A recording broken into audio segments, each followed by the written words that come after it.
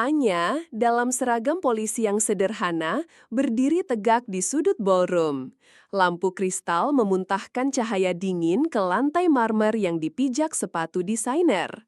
Aroma parfum mahal menusuk hidungnya. Tatapan menghina dari kerumunan elit menembus dirinya, seolah seragamnya adalah noda di tengah kemewahan. Ia hanyalah bayangan, tak pantas ada di sana. Madam Clara, sang sosialita berkuasa dengan permata berkilauan di lehernya, menatap Anya dari kejauhan. Senyum tipisnya diikuti bisikan merendahkan kepada rekan-rekannya. Mata Anya menangkap pantulan sinis di gelas champagne mereka.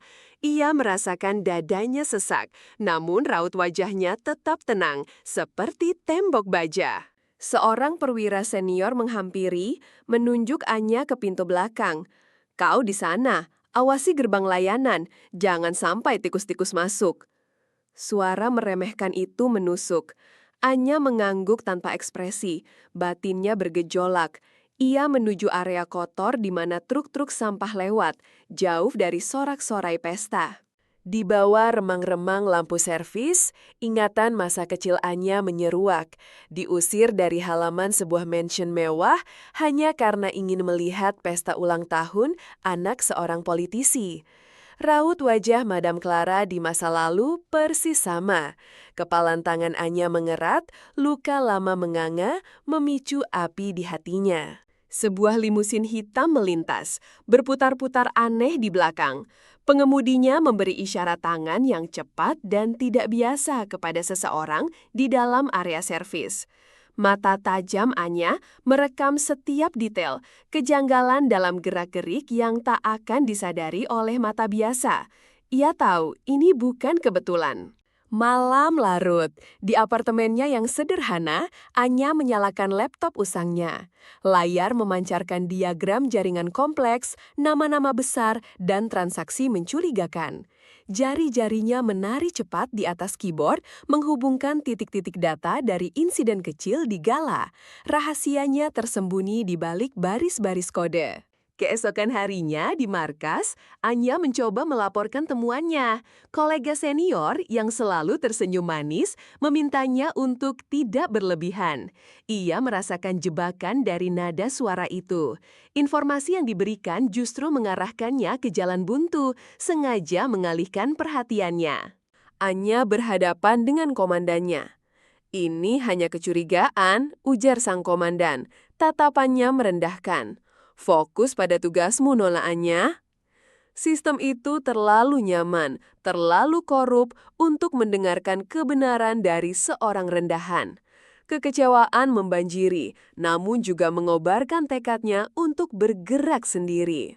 Sebuah pesan teks anonim masuk ke ponsel Anya.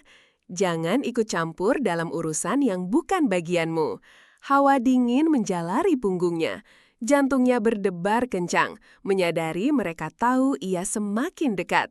Ancaman itu justru memompa adrenalin, menegaskan ia di jalur yang benar.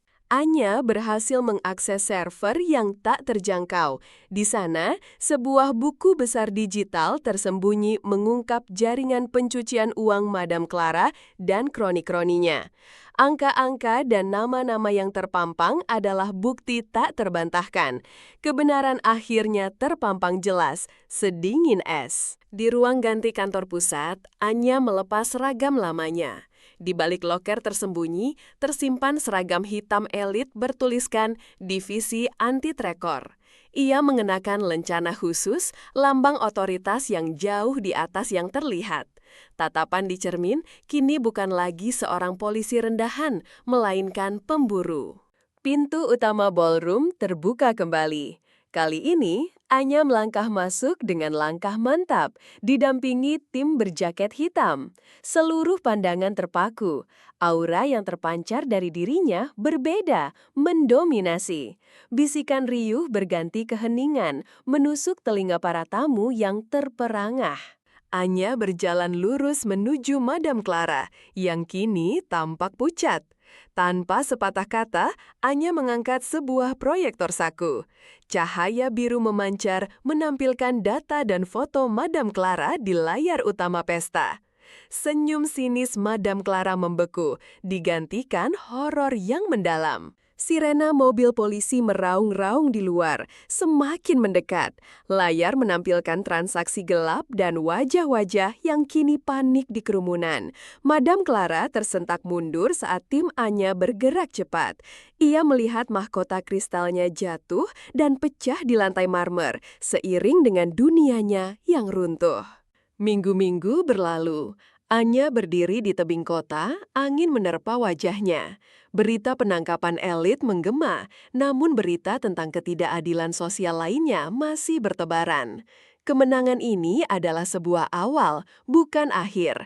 Ia tahu pertarungan belum usai, namun senyum tipis kepuasan terukir di bibirnya.